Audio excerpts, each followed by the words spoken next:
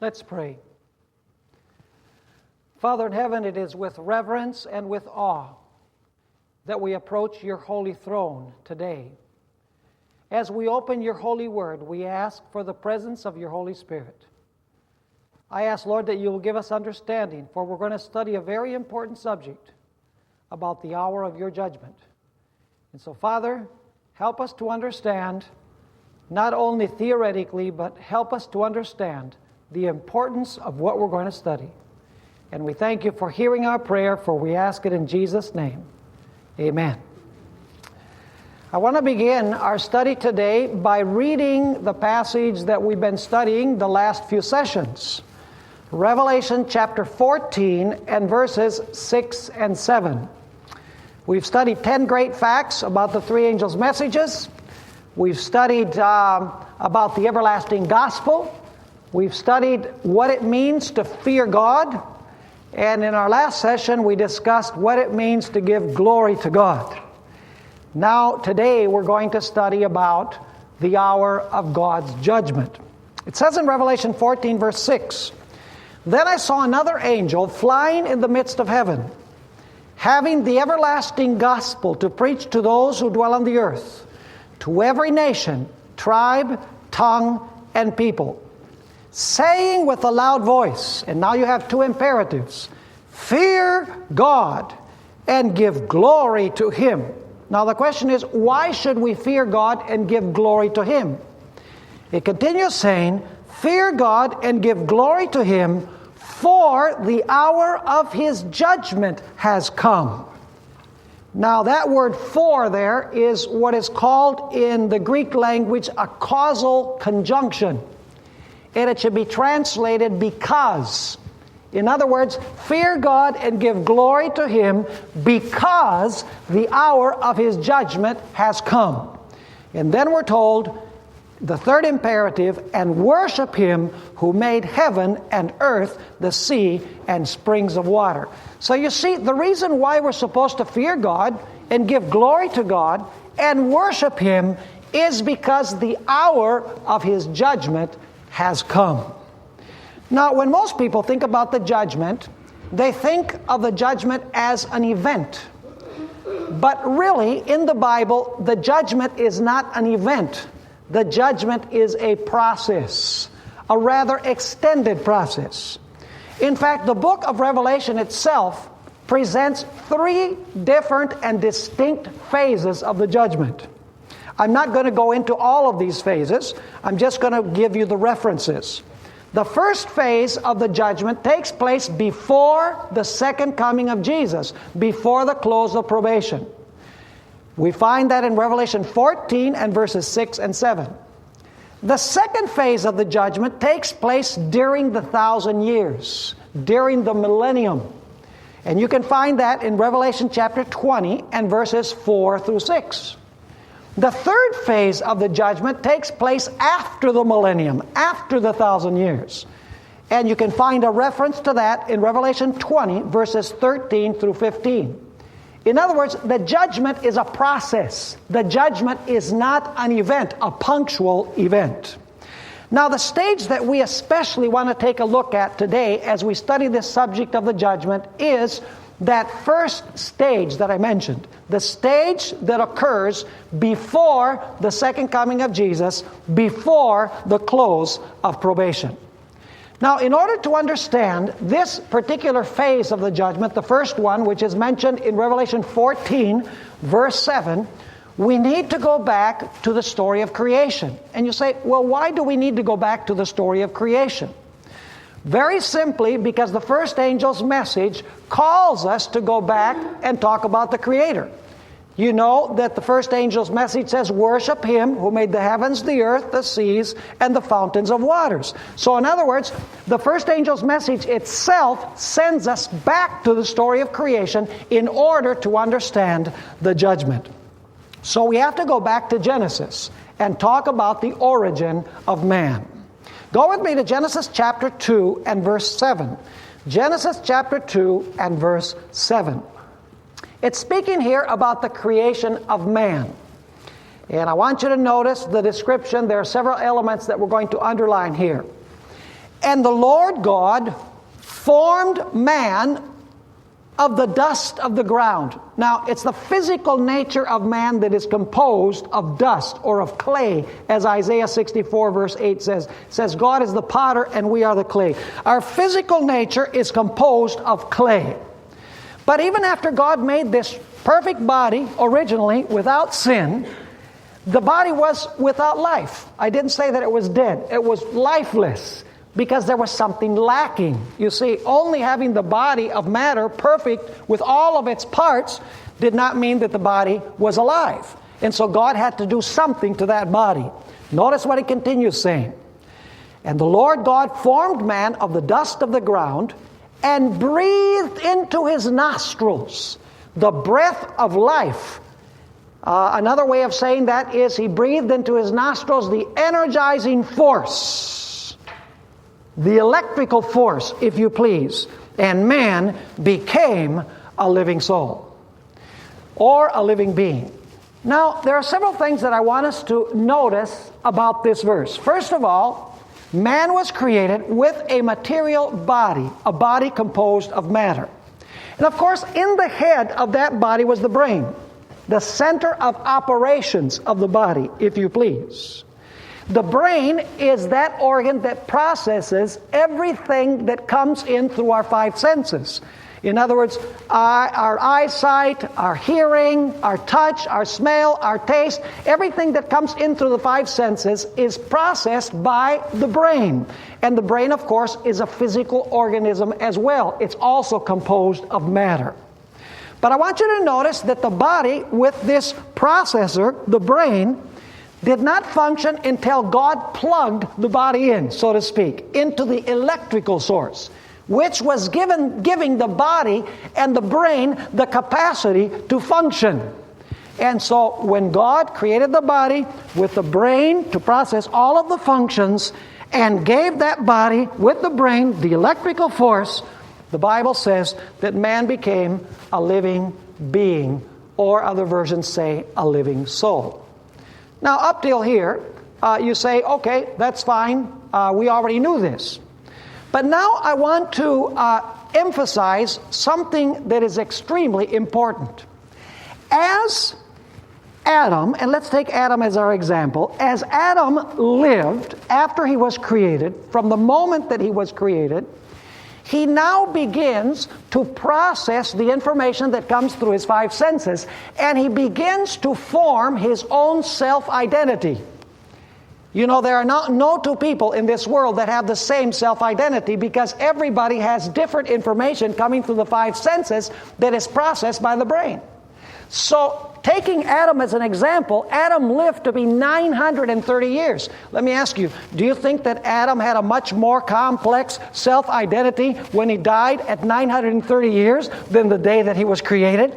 Absolutely. He had his own individuality. He had his own self-identity, if you please, which was different from the self-identity that anyone else had. In other words, during those 930 years, he formed his self-identity, or we could also call it his character. Now we need to ask the question, what happened when Adam died? In fact, what happens when all of us die? Notice Ecclesiastes chapter 12 and verse 7.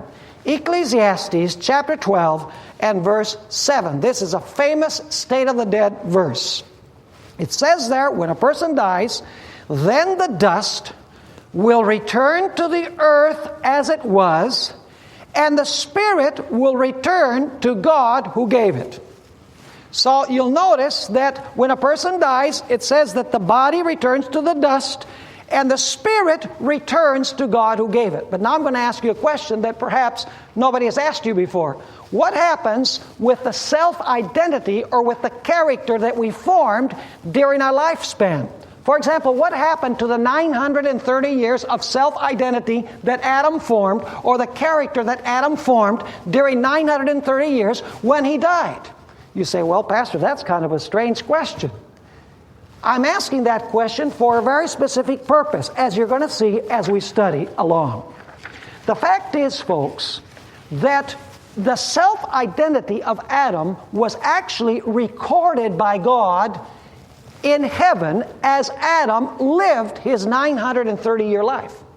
In fact, our self-identity is written by God in heavenly books as we live every moment of every day. So when Adam died, all of the record of his life was preserved in the heavenly records. In other words, God had an exact, perfect record of Adam in his heavenly books. And you say, does the Bible teach such a thing? Well, let's read several verses that speak about what is contained in the books. You see, God keeps records in heaven. He keeps an exact record of who I was during my life, who Adam was during his life. Notice 2 Corinthians chapter 5 and verse 10. 2 Corinthians 5 and verse 10.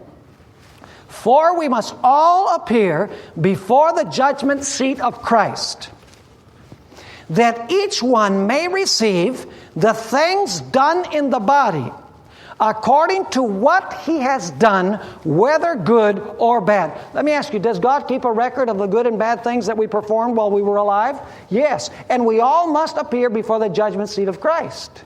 So our actions are recorded in God's heavenly books. Now what about our words? Notice Matthew chapter 12 and verses 36 and 37. Matthew 12, 36 and 37. Here Jesus is speaking and he says, but I say to you that for every idle word men may speak, they will give account of it in the day of judgment. For by your words you will be justified, and by your words you will be condemned. Is a record of our words kept in God's heavenly records? Absolutely, because by our words we will be justified, or by our words we will be condemned. But I want you to notice that also our secret things are written there. You see, God has a record not only of the outside, He has a record of the inside. In other words, notice Ecclesiastes chapter 12 and verses 13 and 14. Ecclesiastes 12 verses 13 and 14. Fear God and keep His commandments, for this is man's all. For God will bring every work into judgment. If God is going to bring every work into judgment, must He have a record of every work? Of course. It says, God will bring every work into judgment, and now notice this, including every what? Every secret thing, whether good or evil. So God keeps an exact record of everything concerning our life, inside and out. Let's read also Revelation 20 and verses 12 and 13. Revelation chapter 20 and verses 12 and 13. It says there, and I saw the dead, small and great, standing before God. And books were opened. Notice this, books were opened. And another book was opened, which is the book of life, and the dead were judged according to their works by the things which were written where? In the books.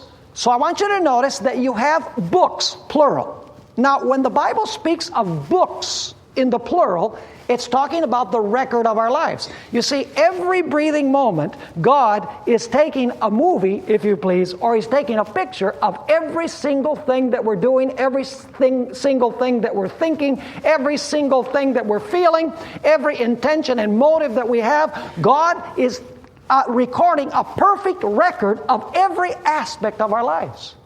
Let me illustrate what I mean. Jesus today is personally in heaven, isn't He? He's in heaven in person. But do you know where He is on earth? On earth, He is written in 66 books. The Bible. Because the Bible is a written revelation of Christ. That's why the Bible says that Jesus is the Word in person, but also the written Word is the Word of God. Because the Bible is the transcript of the character of Jesus. It's Jesus in written form, if you please. Now, with us, it's just the opposite. We are physically and personally on earth, but in heaven, we are written in books. In other words, we are written in books where we are not personally. Are you understanding what I'm saying? What I'm explaining, or I'm trying to explain, is that the heavenly books contain a complete biography of each one of us. Every act, every word, every motive, every thought, every emotion even every opportunity to do good which we did not take advantage of is found written in the books.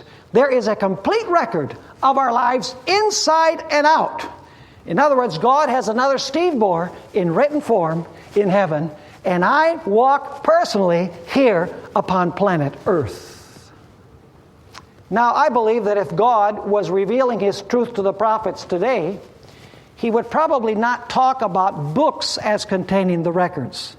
In biblical times, it was common to preserve records in scrolls or in books. But if God was speaking to a prophet today, I believe that God would be speaking about video cameras, and He would speak about DVDs and MP3s, and He would speak about computers, because it's a much more sophisticated way of storing and retrieving information.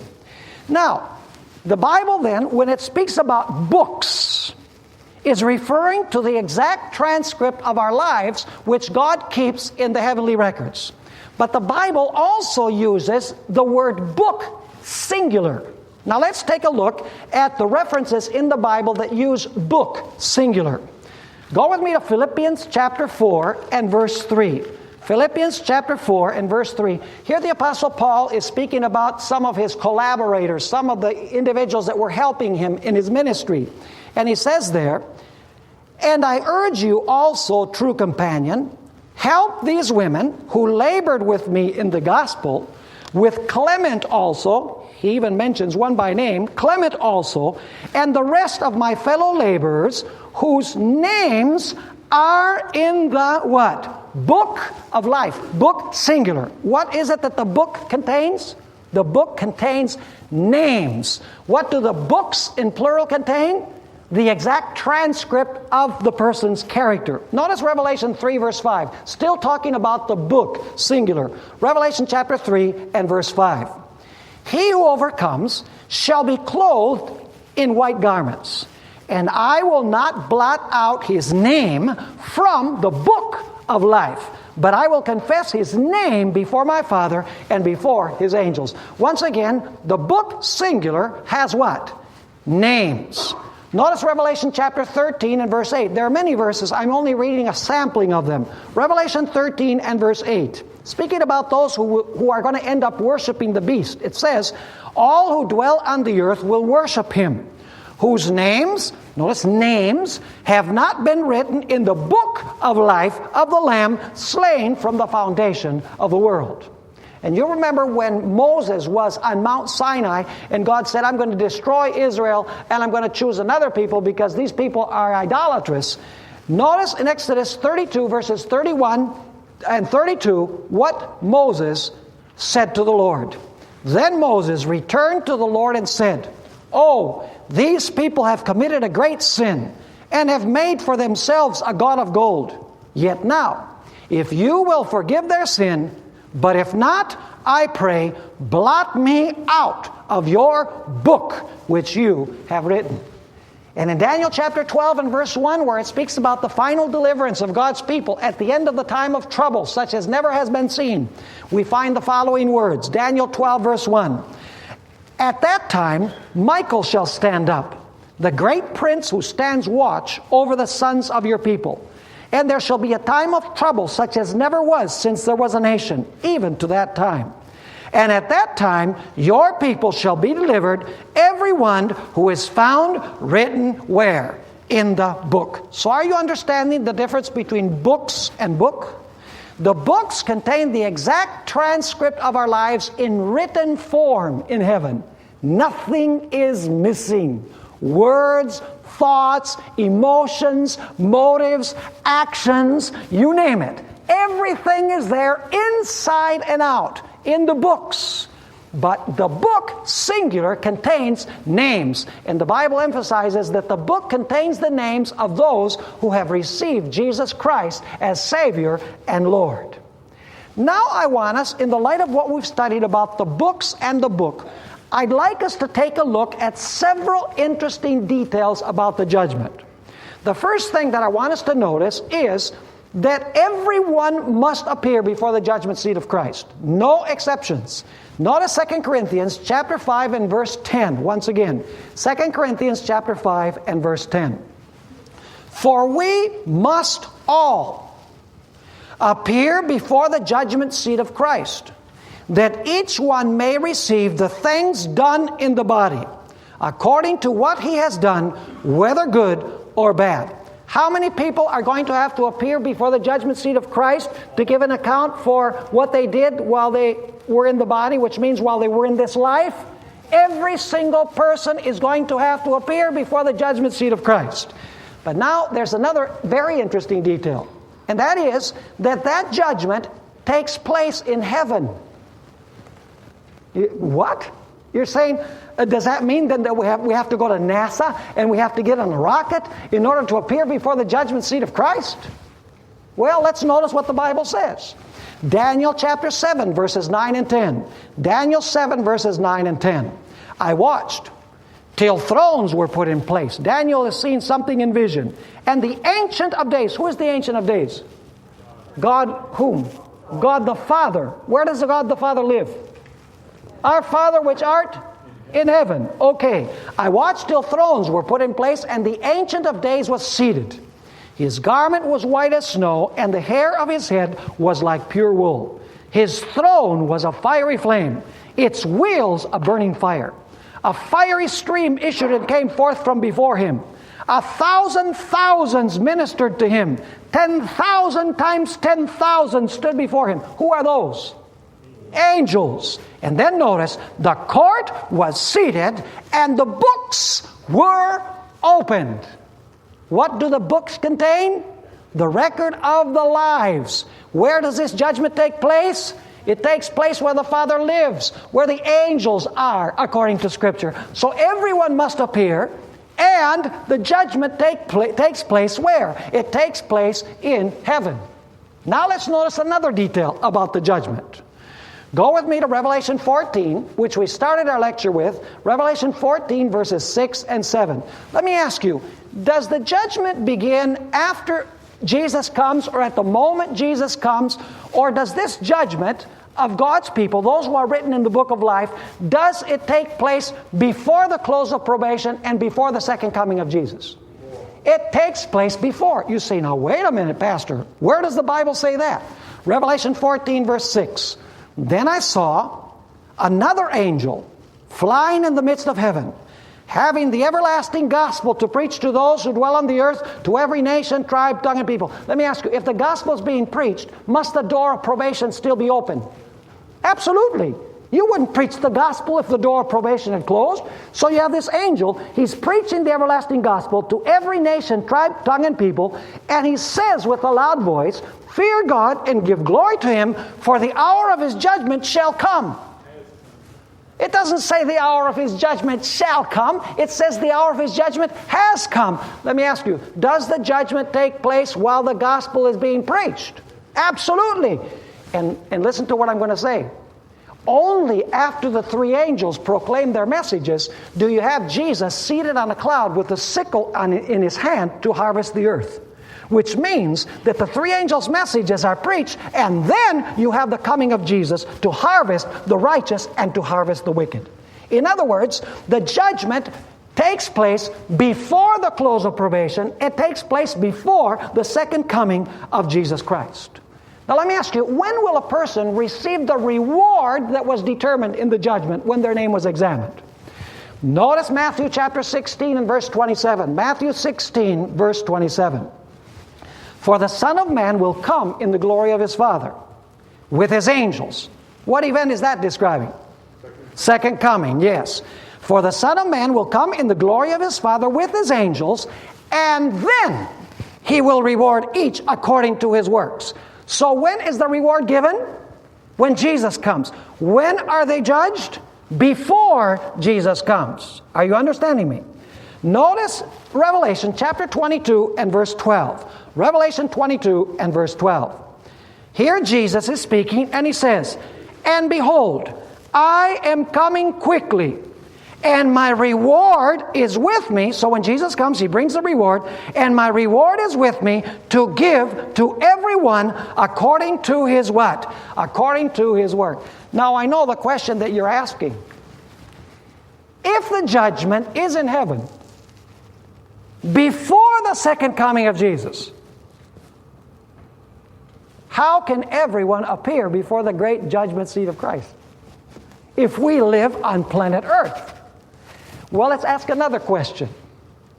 Very important one.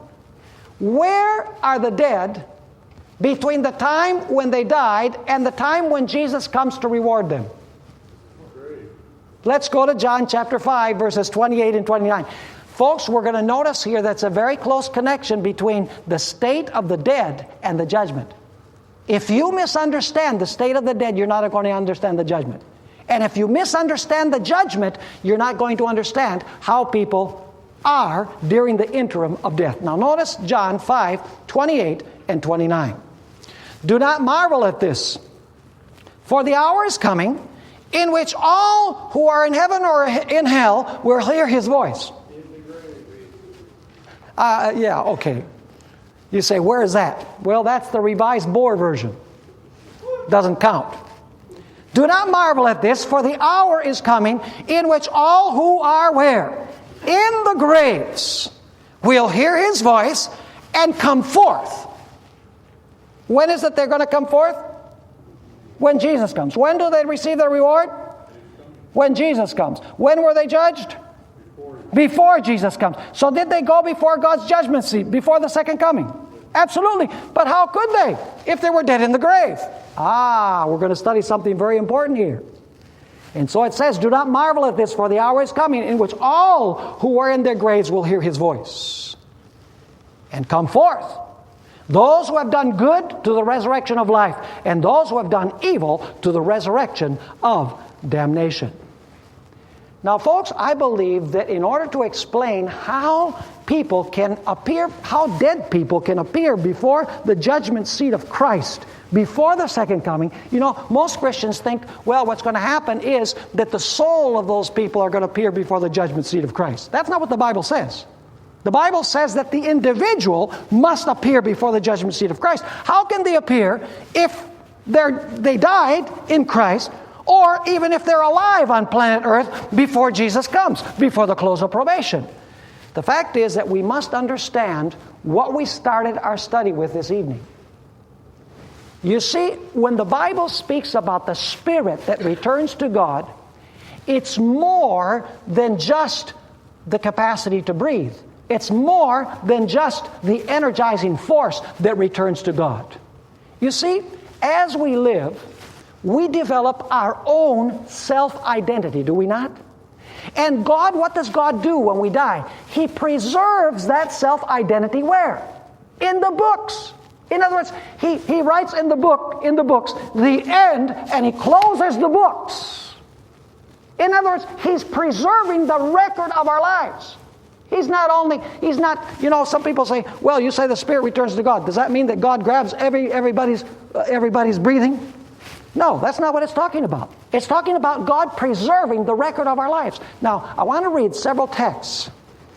Luke 8, verse 52. This is a very interesting story. And make sure that you follow along and tell me if I'm reading wrongly. Luke 8, 52 to 56. Speaking about the death of a little girl. Now all wept and mourned for her. But He said, do not weep. She is not dead, but sleeping. And they ridiculed Him, knowing that she was dead. But He put them all outside, took her by the hand, and called, saying, little girl, arise. And now notice, then the spirit returned. It does not say the spirit, it says her spirit returned. Let me ask you, what was returned to her? Only the capacity to breathe? No, the capacity to breathe along with her self-identity. Are you with me? That God preserved before she died. Notice what He continues saying. Then her spirit returned, and she arose immediately, and He commanded that she be given something to eat. Notice Acts chapter 7, and beginning with verse 57. This is talking about the martyrdom of Stephen. Acts 7, verse 57. Then they cried out with a loud voice, stopped their ears, and ran at Him with one accord. And they cast Him out of the city and stoned Him. And the witnesses laid down their clothes at the feet of a young man named Saul. I want you to remember these two individuals. We're coming back to them at the end of the presentation today. And they stoned Stephen as he was calling on God and saying, Lord Jesus, receive the Spirit. It doesn't say receive the Spirit. He's saying receive my Spirit. Are you understanding what I'm saying? Receive my Spirit. Then he knelt down and cried out with a loud voice, Lord, do not charge them with this sin. And when he had said this, he fell asleep. I love that. He fell asleep. Doesn't say he died, although he did die, we know, but it says he fell asleep. Notice one further example. Luke 23 and verse 46. It's talking about the death of Jesus Christ. Luke 23 and verse 46. It says, and when Jesus had cried out with a loud voice, he said, Father, into your hands I commend the Spirit. No, that's not what it says. Into your hands I commend what? My spirit. Having said this, he breathed his last. Now let me ask you this. Do you think that when Jesus resurrected, he remembered everything that had happened while he was alive before his death? Do you think he remembered the names of his disciples? Do you think he remembered when he was arrested? Do you think he remembered when he calmed the storm? Do you think that he remembered when Peter denied him? Of course he did. Why did Jesus remember all of those things when he resurrected? Because, folks, when God returned to Jesus, his Spirit, he not only returned the capacity to breathe or the energizing force, he also returned to him the record of his life, which God had preserved. Are you understanding what I'm saying? Critically important. Now, I want to read you an interesting statement. This statement is in the devotional book, Maranatha, page 301. You see, the author caught this nuance that I'm sharing with you today. This is what the author says in the book Maranatha, which is a devotional book. Our personal identity is preserved in the resurrection. Is that biblical? Of course it is. Let me ask you, am I going to resurrect Gene Hobbs? Am I going to be Gene Hobbs when I resurrect? Am I going to be Rick Perez? No, I'm going to be Steve Bohr, because God is going to return to me the record of my life with the capacity to breathe. So she says, our personal identity is preserved in the resurrection, though not the same particles of matter or material substance as went into the grave. The wondrous works of God are a mystery to man. And then she says this, the Spirit, the character of man, is returned to God there to be preserved. What is it that's preserved? The Spirit or the character, our self-identity, who we were in life, in other words. She says, in the resurrection, every man will have his own character. In other words, your own life record. God in his own time will call forth the dead, giving again the breath of life and bidding the dry bones live. The same form will come forth, but it will be free from disease and every defect. It lives again, bearing the same individuality of features, so that friend will recognize friend. Isn't that a beautiful statement? Now, there's a statement in the book of Job that used to puzzle me. It sounded pretty selfish. It sounded like Job was the only one that was going to see the second coming of Jesus. Notice Job 19, 25 to 27, and I'm going to read from the New International Version where the translation is more forceful. Job 19, verse 25. Here Job is saying, in the midst of his suffering, I know that my Redeemer lives, and that in the end he will stand upon the earth. This is talking about the second coming. In the end he will stand upon the earth. And after my skin has been destroyed, yet in my flesh I shall see God. I myself will see him with my own eyes, I and not another. How my heart yearns within me. So nobody else is going to see the second coming of Jesus except Job. He says, I and not another. What is he saying? What is Job saying here? He's saying that when I resurrect, I'm going to be whom? I'm going to be Job. Job is going to see the Lord. Rick Perez is going to see the Lord. Dr. Telsky is going to see the Lord. All of us are going to see the Lord as individuals that we were during our life. Now let me ask you, applying this after the millennium. After the millennium, you have the resurrection of the wicked, right? Let me ask you, do the wicked resurrect righteous? Of course not. How do they resurrect? Just as wicked as they were? Let me ask you, do they begin at the same spot where they left off? Absolutely. They surround the holy city. They're just as wicked as ever. Why? Because God is returning to them the identity that was saved in the books. Are you following me? Allow me to read you another statement from my favorite book on Bible prophecy. This is a classic. It's the book that has the clearest perspective of Bible prophecy anywhere in the world. It's called The Great Controversy. Notice about after the millennium what the author has to say. Speaking about outside the city, there are kings and generals who conquered nations, valiant men who never lost a battle, proud, ambitious warriors whose approach made kingdoms tremble. Now notice this. In death, these experience no change. As they come up from the grave, they resume the current of their thoughts just where it ceased. In other words, if somebody was, opened their mouth and half a word came out, and somebody shot them, when they resurrect, they complete the word. Because they resume the current of their thoughts just where it ceased.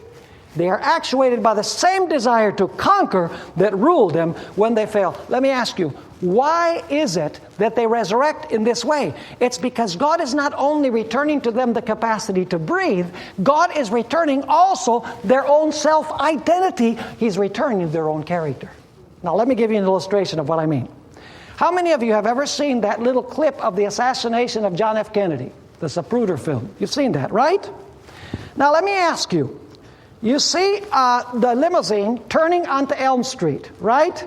And you see John F. Kennedy and Jacqueline with her, pink dress, and they're greeting the people. Let me ask you, when you look at that clip of video, is John F. Kennedy alive or is he dead? When we look at it. You know, I asked that question in a confusing manner on purpose. Because some people say, well, he's alive. Other people say he's dead. Well, the fact is this, folks. The movie was taken while he was alive.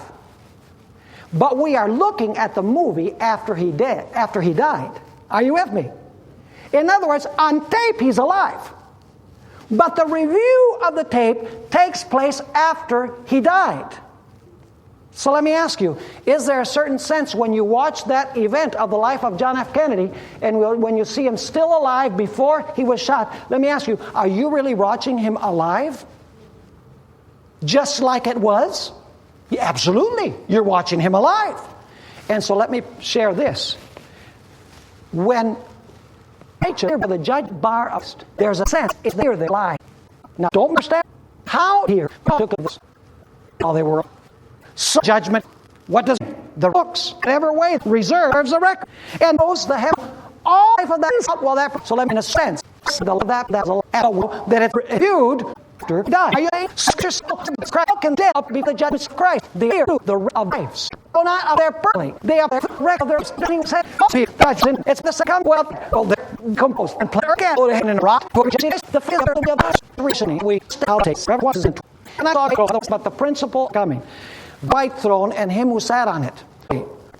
Now notice this. And I saw the dead small standing before God. How can, in the light of what dead were standing before God, what that means that those who are on earth dead through record, and so it's standing before God. If other life works in the study, things that we still need a bit about the judgment named before that life compared with of verse 2 and 12. What happened of heaven before Jesus? James chapter 12. This.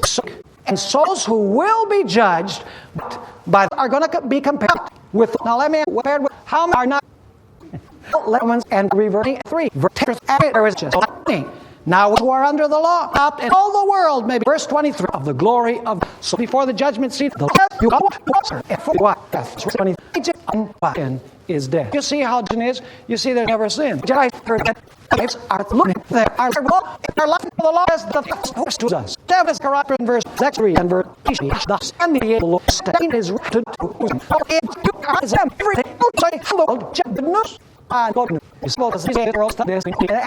We said this and perfect with it. And God death and went in G. are in the and the plan. The credit cause that for chapter 18, 1 Peter 1 verses 20. Like silver or by tradition, by silver and gold, with of a lamb without blemish, the world, but was confess our sins when until later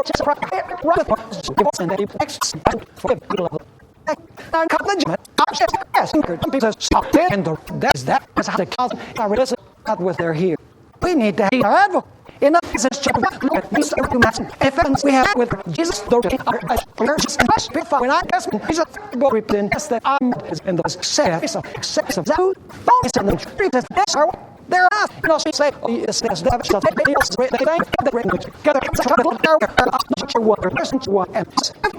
forgive us from all you know, the day you have forgiveness for him. Forgive us to and sin. This transfer to the blood. I mean, is that present word blood? No, it was, but every sin there, it was not. Only us came in there. What is the demon? All of sin that emptied out at the day. You know what the is? It's from God. No, that there's to creation, but Boss didn't. God side all the ignorance. See, well, who truly the righteous of who and the repent you you have switched that from the yearless cleanse that were sin. The devil is on that. I may look on that. It's the best that Christ of us that may bear out of that it's blood there and be it in the band. I am here on a bit and fall through. We've been about said that and spoken to you who are by no means sent from heaven angel with the Christ will dead when Jesus comes. Jesus, notice the unveiled Christ. Judge what they best in the Christ they resurrected him. The book there's got them from because they not it or there of it. Remember they saw and what we saw scribing feast and myself do mention of Jesus of Nazareth, Jerusalem, and met the saints already from I vote against them, synagogue and competed against them. I persecuted them even to foreign cities.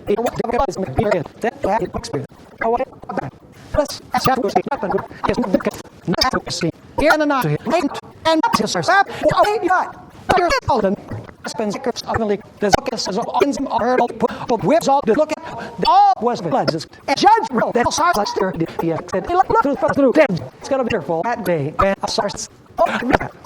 take off and you still know to go say begin here comes here and not Israel I love her yes just deep false so not truly there's the right Jesus the what the sin the very color I'll give you a very remember I want a computer it right to have a what is that fun okay have a me I know it great but for trouble isn't it now I mean come up here this almost you hours now what happened your how your cash say problem that is if you've done from the cooking other and creative caps won't get great oh there comes yeah but you I take the answer it's when you die down there that's it in post no away give the body and hey that's this and you're he's not your back rack you're things that's then you'll be the son but and you know happy most great and deep say you read that and when the scary out of his husband it's the past or good smurf